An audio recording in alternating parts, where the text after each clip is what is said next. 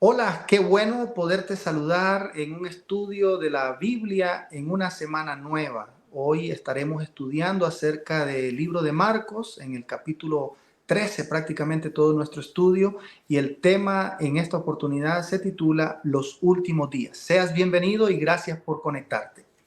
¿Estás buscando un espacio para crecer en Jesús? Si es así, te invito al repaso de la lección de la escuela sabática en tu iglesia adventista hispana de Margate.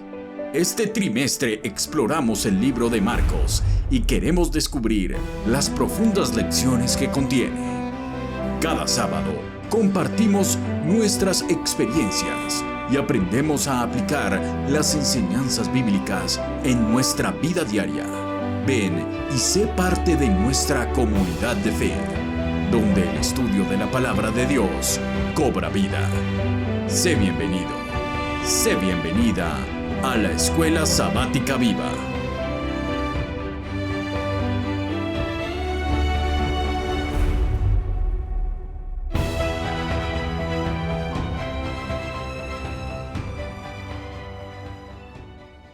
Bienvenidos, hoy tenemos la oportunidad de estudiar una lección más y quiero invitarte para que vayas por la Biblia, cojas un lápiz también, un papel, si quieres tener anotaciones, porque vamos a tener un estudio interesante en esta oportunidad. Y para ello me acompaña mi hermano y querido amigo, el hermano Ariel Berjar. Ariel, bienvenido, qué bueno que estás con nosotros otra vez en esta nueva semana. Muchas gracias, Pastor. La verdad que es un honor poder estar aquí estudiando la lección juntos. Sí, Ariel, y en realidad es una gran porción de la Biblia la que vamos a estar viendo. Los últimos versículos de Marcos 12 y prácticamente todo el capítulo 13 del libro de Marcos, donde Jesús menciona el sermón profético como se le conoce. Este capítulo de Marcos 13 es paralelo con Mateo 24 y Lucas 21. Es tan importante, Ariel, que los tres evangelistas lo registraron en su escrito. Déjame, Ariel, si tú Sí, quieres, poderlo plasmar en la Biblia para que los que nos están siguiendo puedan saber dónde es que estamos. En el libro de Marcos, capítulo 12, el versículo 41 al 44.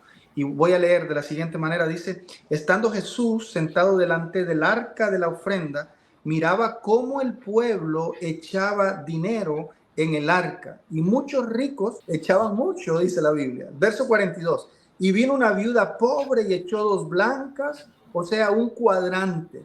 Entonces, llamando a sus discípulos, le dijo, de cierto os digo que esta viuda pobre, dice Jesús, echó más que todos los que han echado en el arca. ¿Tú te imaginas los ojos de los discípulos cuando escucharon decir esto a Jesús?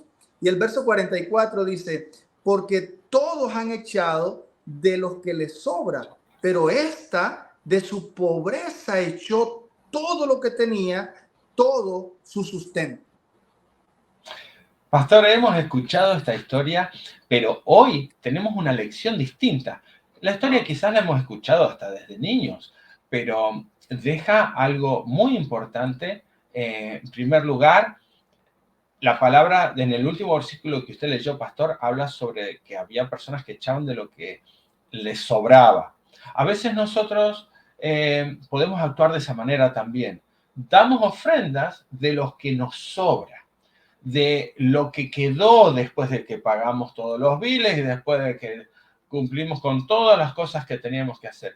Esa no es la manera correcta de que tendríamos que hacer las cosas. Esta viuda dio lo que necesitaba, porque era lo único que tenía. Ella necesitaba para comprar comida, pero ella fue y lo dio.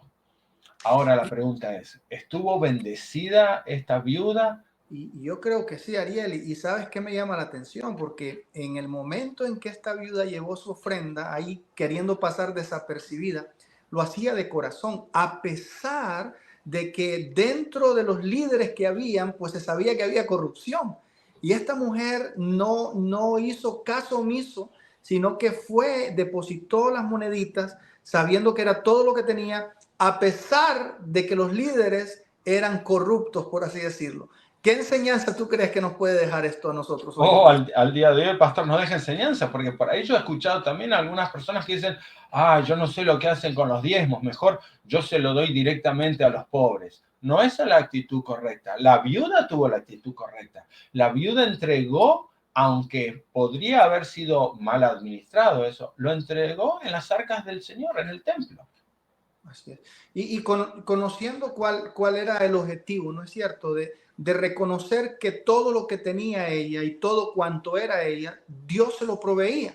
Y ese es el principio realmente en que nosotros damos diezmo y ofrenda. Quizás no es una lección de mayordomía este día, pero es importante porque a veces nosotros nos olvidamos de cuál es el verdadero principio de llevar una ofrenda y de ser generoso en nuestra iglesia y de devolver el diezmo. No es porque a Dios le hace falta, porque Dios es el dueño del oro y la plata. Es porque Dios quiere poner un principio de dadivosidad en nuestra vida. A Dios no le hace falta el dinero. A nosotros nos hace falta esa dadivosidad. Usar el amor en forma efectiva a través de lo que nosotros creemos que es nuestro, pero en realidad es todo de Dios. Nosotros devolvemos el diezmo porque Dios le pertenece todo. Él es dueño de todo, por eso devolvemos el diezmo. Pero las ofrendas son de nuestro agradecimiento. Por eso está la oportunidad que nosotros seamos agradecidos, que nosotros podamos reconocer las bendiciones de Dios. Y esta viuda, quizá para terminar este punto acá introductorio, esta viuda representa a esos adoradores sinceros, ¿no es cierto? Esos adoradores que han reconocido de que Dios es su creador. Porque eso es lo que hacemos realmente cuando devolvemos a Dios lo que le corresponde a través del diezmo y lo que nosotros ofrendamos según las bendiciones que Él ha derramado en nosotros. Nos convertimos en adoradores. Y esta mujer era un ejemplo vivo de ser un adorador sincero y fiel para el Señor. Bien, pastor, y después suben al monte, y desde el monte había una vista panorámica. Se veían los edificios de la ciudad, y el edificio que sobresalía delante de ellos era el templo. Y ahí el comentario es de lo magnífico que Herodes reconstruyó el templo, y con todas sus columnas, con todo su esplendor. Y hacen mención de eso, pero Jesús hace un comentario extraño para esa situación. En respuesta de algo que dice un discípulo, ¿sabes? Me llama la atención porque el discípulo como que se sintió por un momento orgulloso de la construcción que tenía en Jerusalén, como que no había aprendido todavía de la lección que Jesús les había dado a través de la viuda, en la humildad. Y mira lo que dice Marcos 13, 1 y 2. ¿Está bien? El primero y el segundo versículo de Marcos 13 para introducir este capítulo, que es lo que nos va a llevar el contenido de la lección en esta oportunidad. Saliendo Jesús del templo, le dijo a uno de sus discípulos: Maestro, mira qué piedras y qué edificios. O sea, mira, maestro, todo lo que tenemos. Y ahí es donde Jesús responde y dice: ¿ves estos grandes edificios? No quedará piedra sobre piedra que no sea derribada. Un poquito fuerte el llamado que Jesús le hace. Y Jesús lo quería introducir en el tema que vamos a continuar analizando en esta lección, el tiempo del fin. Y estamos hablando que Jesús le hace menciones específicamente de los últimos días. En los últimos días no va a quedar piedra sobre piedra. Y sabes que me gusta a mí, quizá acentuando, porque a veces uno se cifra o se siente seguro de las edificaciones, ¿verdad? Y quizá el discípulo de buena forma, pero también con un poco de orgullo, le dijo: mira, Jesús, este es el templo, mira qué lindo. Y Jesús le llama la atención con una respuesta que no se esperaba. Y sabes que en el día a día quizás nosotros podemos estar concentrados o quizás teniendo la mirada en construcciones que nosotros mismos hacemos. Y en realidad, en el tiempo en que nosotros vivimos, no debería ser nuestra atención, no debería ser nuestra mirada. La mirada la deberíamos de tener a donde Jesús direcciona a los discípulos ahora que vamos a ver el capítulo. Esa confianza en lo material, en el trabajo, en el dinero, en el edificio, en lo físico, en lo... Y a veces, Ariel, no solamente en cosas materiales que nos suenan como materiales, a veces podemos estar centrando la mirada en el mismo templo de la iglesia y decimos, no, la iglesia es lo más importante, y cuando nos hacen algo en la iglesia nos lastimamos, o cuando no vemos el edificio como nosotros queremos, o no tenemos el edificio como nosotros tenemos, como que la parte espiritual se nos baja, ¿verdad? Por ese mismo ímpetu y ese mismo orgullo que tenemos muchas veces. Cuando nuestra vista debería estar solamente en Jesús. Correcto. Y yo creo que Jesús ahora, en lo que vamos a ver, direcciona la mirada de los discípulos a donde Él quería llevarlos. Entonces, ante estas declaraciones, los discípulos dicen, pero Jesús, dinos cuándo van a pasar estas cosas. Porque, claro, Jesús estaba hablando de la destrucción del templo. Entonces, querían saber, se asustaron un poco. ¿Cuándo van a pasar estas cosas? Y ahí viene la respuesta de Jesús, donde dice, mire que a Dios engañe. O sea, estén atentos, tengan cuidado, porque muchos van a venir en mi nombre diciendo, yo soy, y engañarán a muchos. Después, que va a haber guerras, rumores de guerras, pero no se turben, todavía no es necesario, porque es así que es necesario que suceda, y todavía no es el fin. Se levantará nación contra nación, reino contra reino, habrá terremotos por todas partes, y esto es solo principio de dolores, pastor. Wow, y mira cómo Jesús empieza hablando del engaño. ¿Sabes? El engaño está a la orden del día. Nos pueden engañar hasta para tomar un Uber, ¿verdad? De que te manden a uno y que no sea el que tú esperabas. Nos engañan de diferentes maneras. Y en el área espiritual no es la excepción, Ariel. ¿Sabes que cuando al texto paralelo a este, en Mateo 24, Jesús por lo menos menciona de 3 a 4 veces la palabra engaño? O sea que el engaño, Satanás lo utiliza en momentos claves, y para los discípulos en ese momento era cuidado que nadie los engañe cuando estas cosas vayan a empezar a suceder. Entonces, continúa en el versículo 9, pero ustedes miren por ustedes mismos, porque los entregarán a concilios y serán azotados en las sinagogas. Por mi causa serán llevados delante de gobernadores y de reyes para testimonio a ellos. Es necesario, dice el 10, que primero el evangelio sea predicado a todas las naciones. El 11. Cuando los lleven para entregarlos, no se preocupen por lo que tengan que decir. Más bien, hablen lo que les sea dado en aquella hora. Porque no son ustedes los que hablan, sino el Espíritu Santo. Qué bueno eso. Nosotros vamos a estar siendo guiados por el Espíritu Santo para poder hablar cosas que hayamos aprendido antes. En nuestro estudio de la Biblia, cuando estemos delante de otras personas, va a ser la oportunidad de hablar también.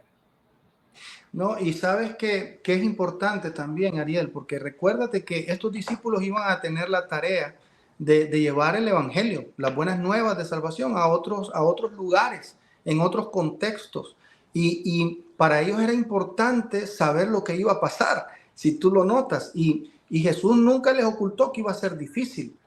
Jesús les dice la verdad, pero también les dice que van a tener el Espíritu Santo de Dios y que el Espíritu les iba a poner en sus labios lo que debían de decir. Y esa es una promesa tanto para ellos como para nosotros hoy en día también, porque llevar el Evangelio hoy no es tan fácil como queremos creer. Es de confianza en el Señor y saber que aunque no lo sabemos todo, pues el Espíritu está con nosotros y pone sus palabras en nuestros labios para llevar bendición a personas que están muriendo, que están pereciendo sin saber que hay un Dios lleno de amor y de esperanza para nosotros. Amén.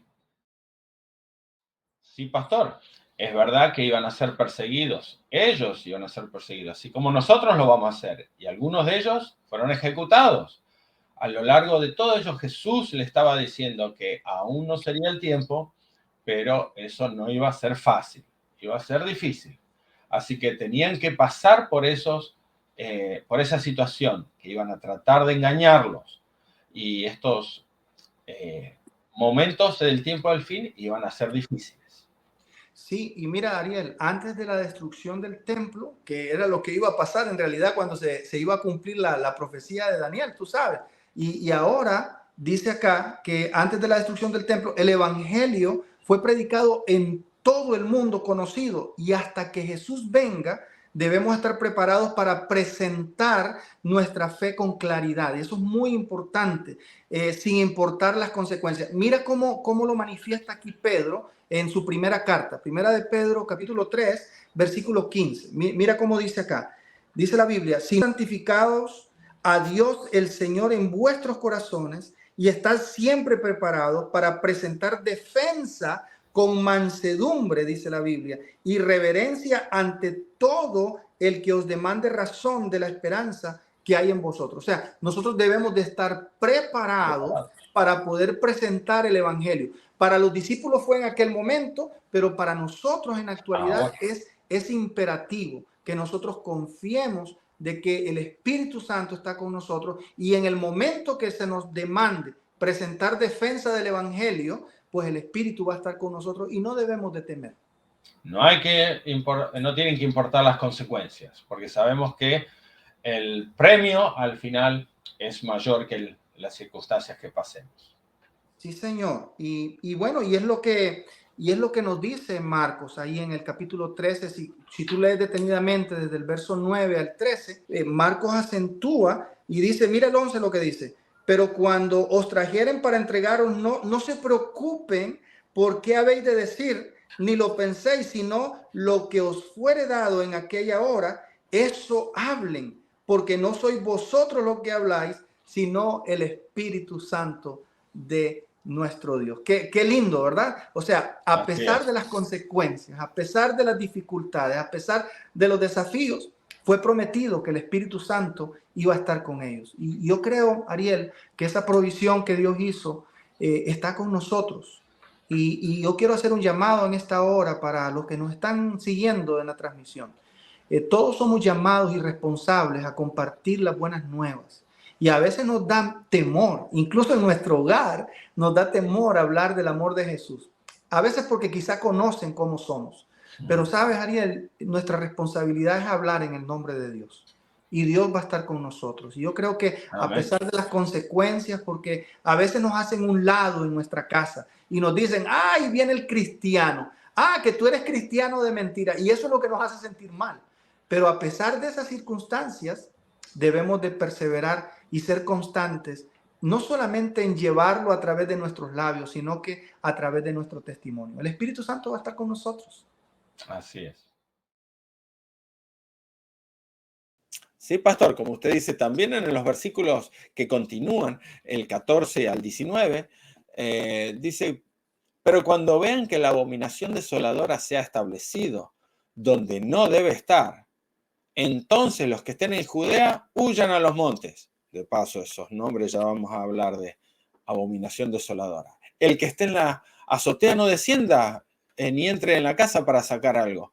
Y el que esté en el campo no vuelva atrás por su manto. Ay de las que estén embarazadas y de las que críen en aquellos días. Oren pues que no acontezca en invierno, porque aquellos días serán de tribulación como nunca ha habido desde el principio de la creación de Dios, que creó hasta ahora ni jamás habrá. Pastor, esa palabra ahí suena fuerte y asusta a cualquiera, la abominación desoladora. Sí, mira, Jesús aquí, después de que les habla a ellos de la destrucción del templo, une lo que Daniel habla acerca de las 70 semanas. Jesús une lo que habla Daniel 9, Daniel 8, Daniel 11, y para esto debería ser un solo día, Ariel. Pero sabes que la abominación asoladora, a mí me gusta cómo el que escribió el material habla de esto. Mira cómo dice acá. Jesús describe la abominación asoladora como algo que va a ocurrir después de su propio tiempo. Y me gusta esta parte porque hay muchas personas que adjudican que este evento quedó en el pasado. Y nosotros debemos de estar claros, Ariel, cuando interpretamos cosas que son proféticas, hay tres formas. Hay una forma futurista, una preterista, futurista que está en el futuro, preterista que está en el pasado, pero historicista también. Y en realidad, para interpretar la profecía, nosotros tenemos que hacerlo con el método historicista, donde la historia va confirmando lo que la Biblia va escribiendo. Así que desde ese punto de vista queda descartado, porque en realidad Jesús estaba hablando de un futuro próximo para los discípulos y la historia lo confirma, porque Daniel había escrito ya acerca de estas 70 semanas y se iba a cumplir. Entonces Jesús aquí une lo que es su narrativa con un hecho que estaba ya previsto desde el profeta Daniel. Y es muy importante, por ejemplo, cuando tú vas al Evangelio de Lucas, el doctor Lucas, allá en Lucas 21, verso 20, deja claro lo que la abominación desoladora se refiere a Jerusalén, que iba a ser rodeada por sus ejércitos al principio, por los ejércitos romanos. Esto ocurrió allá por el año 66 después de Cristo, y cuando aquel hombre Galo, ¿te acuerdas? Cestio Galo, él intentó tomar a Jerusalén, pero en realidad no fue ese momento, sino que fue la oportunidad para que el pueblo saliera de allí y no fueran tomados por sorpresa. Ahora después, un año después, entonces Nerón sí envía a Tito, ¿te acuerdas de la historia? Y entonces Tito sí toma la ciudad y hace un solo estrago, destruye el templo y todo lo demás. Pero lo que a mí me llama la atención, Ariel, lejos de la historia de la abominación desoladora, es que también esto se aplica para nuestros tiempos. Y como tú dijiste, es un término que muchos predicadores, Ariel, usan para atemorizar a la gente. Y tú sabes, siempre le damos allí la importancia a la abominación desoladora, pero Dios tiene esperanza para nosotros. Y a mí me gusta más hablar de lo que Dios hace por su pueblo que lo que el oponente quiere hacer por nosotros.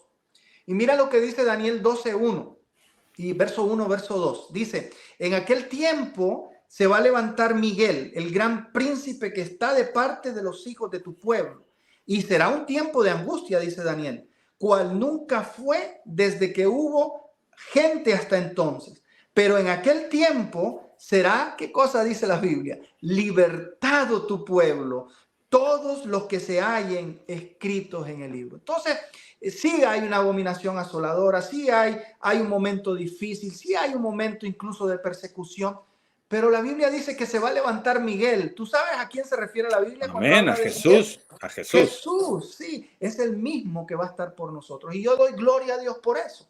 Porque Amén. Aunque hay dificultades, sí hay circunstancias difíciles de enfrentar. Para los discípulos fue difícil, como tú lo dijiste en el segmento anterior. Tuvieron que enfrentar desafíos grandes, incluso la muerte. En la Edad Media hubo incluso también gente mártir. Y nosotros quizás seamos perseguidos cuando estamos en los principios y como que vamos en contra de la corriente, ¿verdad? Según Apocalipsis 13. Pero ¿sabes qué? Lo lindo de esto es que Dios va a estar con nosotros. Y al final, Ariel, el evangelio tiene que correr. El evangelio va a ser esparcido por todo el mundo. Y yo te pregunto, ¿la misión de Dios depende de ti o depende de mí? No. No, porque si dependiera de mí, a veces me levanto con ganas, a veces no me levanto con ganas. Así Sí. que eso es importante, que la misión es de Dios. Imagínate, a veces a mí también me pasa, me levanto triste, me levanto alegre, como que es de acuerdo al sentimiento, porque uno es falible.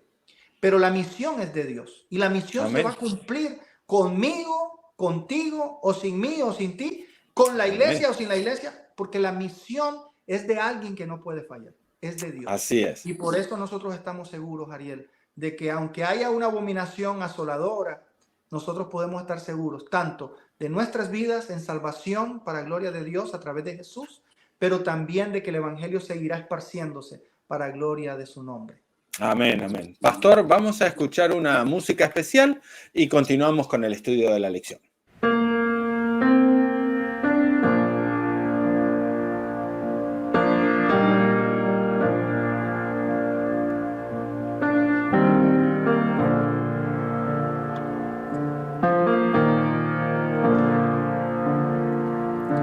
En la oración encuentro calma. En la oración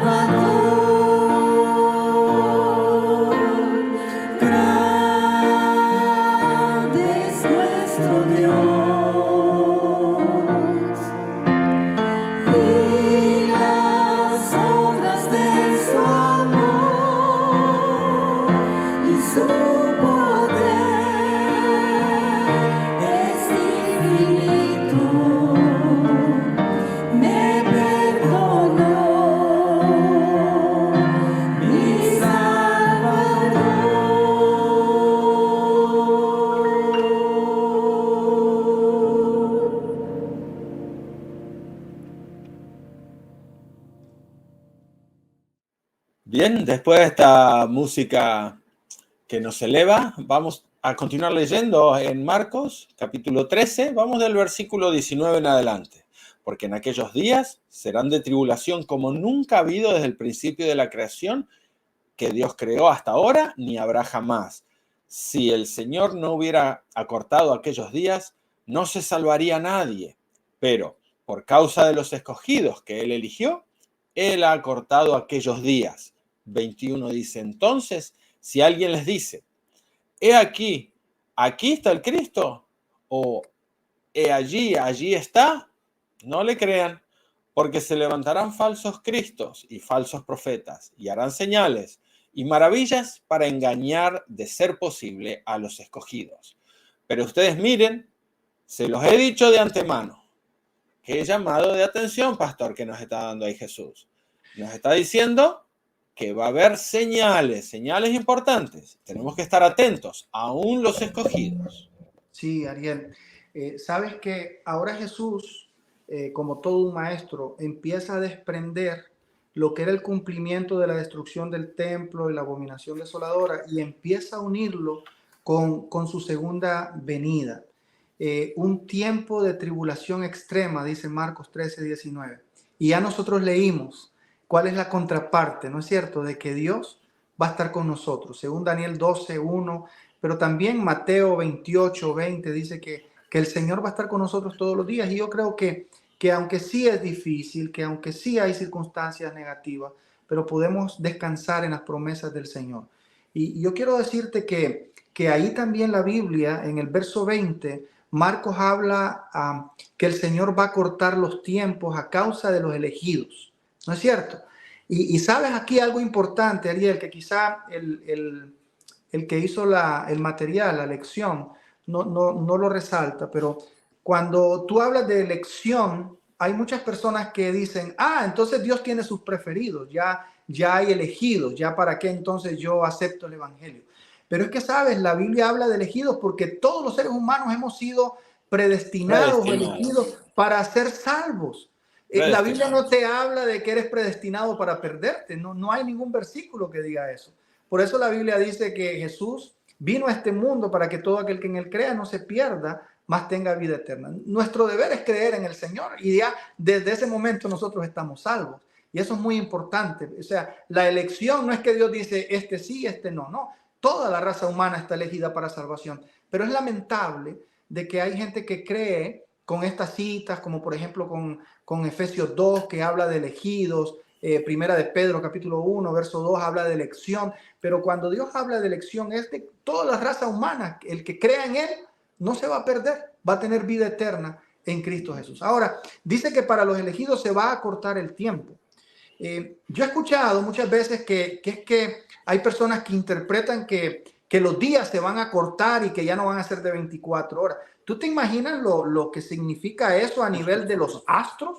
Que tú digas que no va a tener 24 horas el día, como que si es que el sol se va a detener o la luna se va a detener o la tierra en su rotación y su traslación.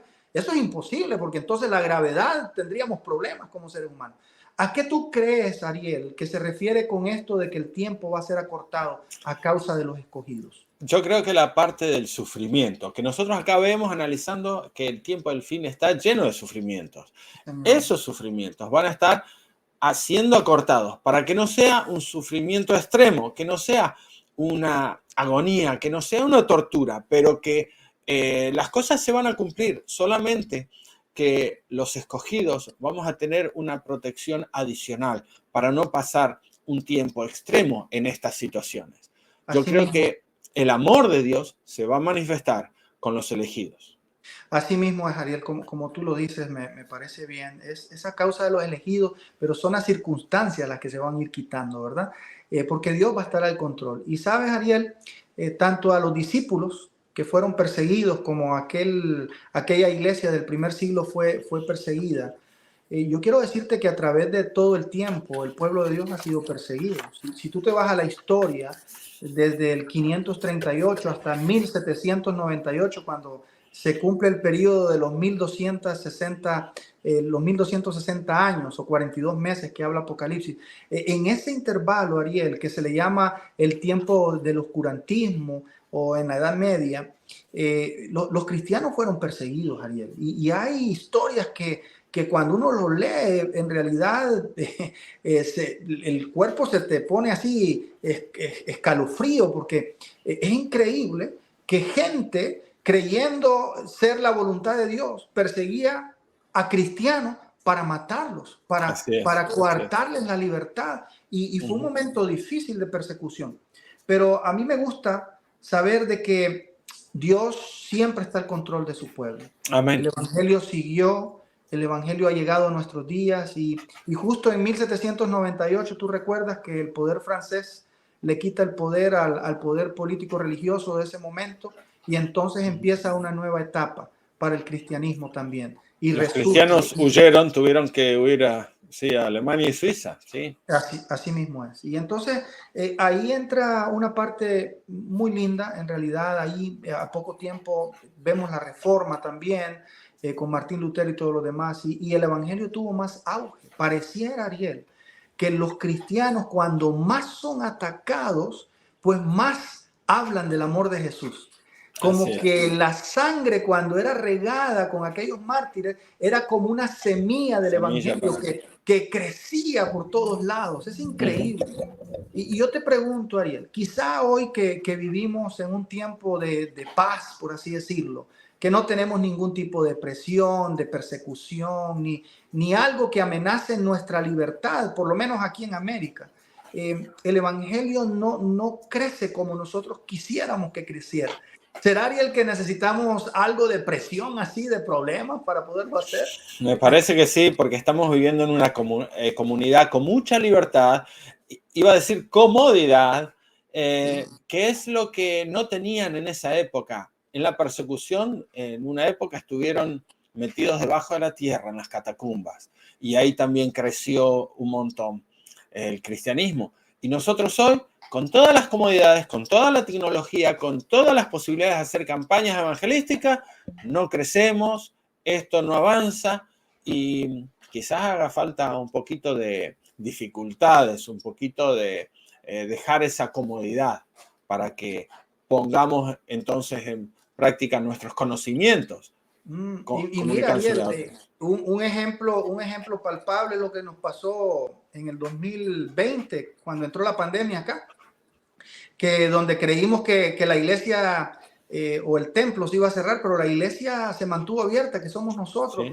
Y viste mucha gente transmitiendo por Facebook, transmitiendo por YouTube, por Instagram, y como que se nos abrió la mente, ¿verdad? Nos tuvimos que reinventar cómo llevar el evangelio. Nos tuvimos que poner a pensar, y ahí vinieron los jóvenes, porque ya nosotros los viejos no sabemos esto.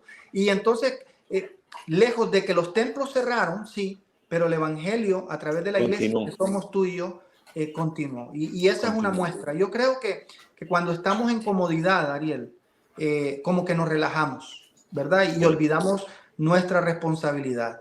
Y nuestra responsabilidad es llevar el evangelio, ¿sabes?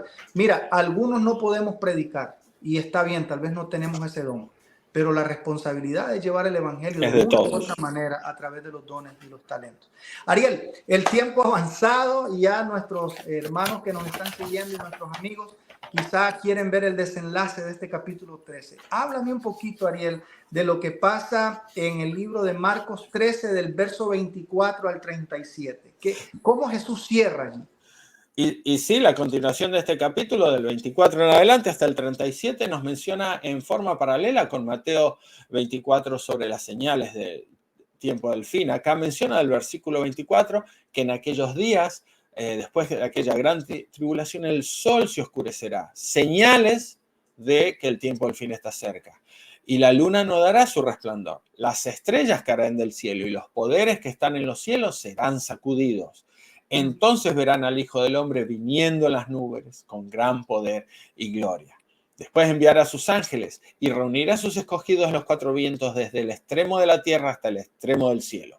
Pero pastor, acá está dando señales de hechos en la naturaleza, el sol, la luna, las estrellas. hechos que ya ocurrieron. Ya los tenemos como señales. Por eso estamos en el tiempo del fin, pastor. Sí, y en realidad, Ariel, cuando uno se va bíblicamente y excava un poquito más, estamos en el tiempo del fin desde el año 1798, ¿sabes?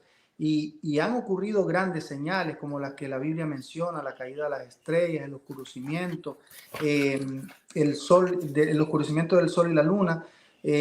Y quiero decirte algo, Ariel, esto es muy importante porque Jesús no solamente está dando las señales antes de su venida, porque cuando tú vas a Mateo 24 y vas al Evangelio de Lucas 21, juntamente con Marcos 13, ahí habla de terremotos, de hambre, de desastres, de enfermedades, de Guerras. que iba a haber persecución, que hay muchas cosas que Jesús dijo acerca de las señales de su venida. Y creo, Ariel, sin temor a equivocarme, aquellos que son ateos saben que algo muy pronto va a pasar. Aquellos que somos cristianos creemos que Jesús va a venir muy pronto. Y esa es la respuesta, de que muy pronto Jesús va a venir.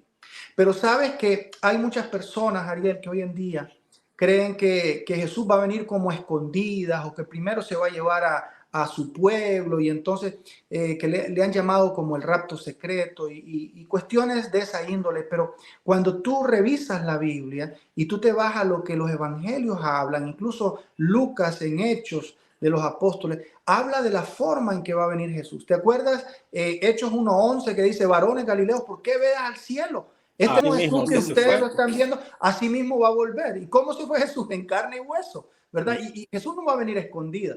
Pero sabes, también Pablo habla de que iba a haber un sonido de trompeta y que los muertos en Cristo van a resucitar.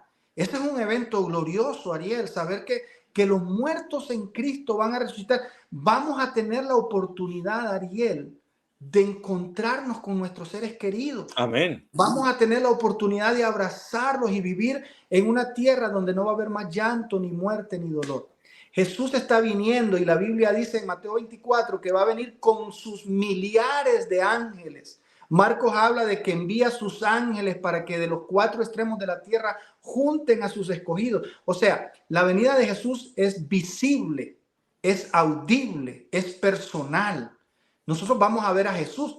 El libro de Apocalipsis. Visible para todos. Visible sí. Para todos, no para algunos, para todos. Sí, Apocalipsis 1:7 lo dice. Dice que vamos a ver, todo ojo verá a Jesús. O sea, Jesús no va a venir a escondidas. Jesús va a venir en un momento esplendoroso y los cielos se van a abrir. Hermano, no sé si es tu linda esperanza saber que Jesús viene. Oh, sí. Yo creo Claro que sí. que para mí es el evento más importante. Al menos personalmente yo quiero estar ahí con mi familia. Amén. Yo también quiero que mis amigos que nos están siguiendo también que estén con nosotros. Ariel, yo te quiero ver a ti con Sandra y tus 3 hijos y juntos poder ir a vivir con el Señor. Amén. Amén. Y para eso Ariel está muy cerca, ¿sabes? Las señales se están cumpliendo. Cada cosa que Jesús dijo en cada momento se está cumpliendo. Amén. Y este es un llamado para nosotros, Ariel. ¿Qué debemos de hacer para vivir con Jesús? Más que aceptarlo nada más, amarlo, conocerlo, relacionarnos con Él, y eso nos va a dar la oportunidad de obedecerle para gloria de su nombre. Es una gran oportunidad esta lección para que podamos reconsagrar nuestra vida al Señor en este momento, y cada uno de los que nos está viendo pueda tomar decisión ahora. Seguir a Jesús, amar a Jesús y esperar su venida pronto. Gloria a Dios. ¿Qué te parece, Ariel, si oramos? Me gustó esa parte que dijiste para consagrar nuestra vida, para poner a todos nuestros seguidores en las manos de Dios y que juntos sigamos perseverando y dándonos ánimo unos con otros. ¿Te parece? Muy bien, pastor, adelante. Oramos. Eterno Dios y Padre, gracias por el estudio que nos has dado en esta oportunidad. Gracias porque el Evangelio de Marcos, capítulo 13, nos habla claro acerca del cumplimiento de la destrucción del templo, de la forma en que sitiaron Jerusalén, pero también nos habla de que tú advertiste y que muchas de esas personas que obedecieron la profecía fueron libres para gloria tuya. En nuestros días, Señor, también hay momentos difíciles, vendrán momentos de mucha dificultad, pero tú has prometido estar con nosotros y queremos estar de tu lado, Señor, para que tú nos libres y nos hagas victoriosos en tu nombre. Qué lindo será verte venir en las nubes de los cielos. Tu palabra dice que los ángeles vendrán contigo y que se tocará trompeta y que los muertos en Cristo van a resucitar de una forma incorruptible y que nosotros que hayamos quedado vivos seremos arrebatados juntamente con ellos para vivir por toda la eternidad.